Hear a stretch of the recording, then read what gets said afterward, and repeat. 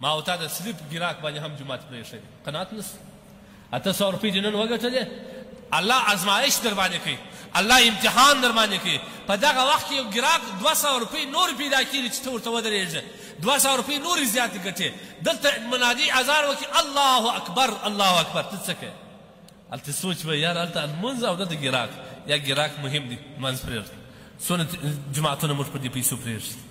د 100 روپو پر ګراک باندې موږ جماعت پرېښی دی حال دا دی چې نبي علیه الصلوة والسلام فرمایي زما دا خوښ وي چې مؤذن توام اذان وکړه بیا یو چا توام ورسې جماعت ودرو او بیا زه راسم سم پر هغه دوکانو پر هغه کورو باندې چې خلک پکې ناست وي جماعت ته نه تللي دې سره راوباسم جماعت ته د دې کور او مال ټول ته ور واچوم دا مې خوښ ما ورته د 50 روپو په ګراک باندې ته داسې د بازار ته اول اذان چې وسي بیا خرید فروت حرام دی دا متفقه مسله وته چې اول د جمعې اول اذان وسو الله جل جلاله قرآن کې وایي فاسعوا الى ذکر الله نور نه کاروبار بند که زی مړی دا یوه هفته نس وي مور خېټه دې نس وډک بنده که پر دغه ځای باندې ځه ولاړ شه د جمعې لمانځه فاسعوا الى ذکر الله وذروا البيع پرېږده خرید فروخت معاملات کاروبار پرېږده پر دغه ځای پرېږده الله وایي امر دی وذرو پرېږده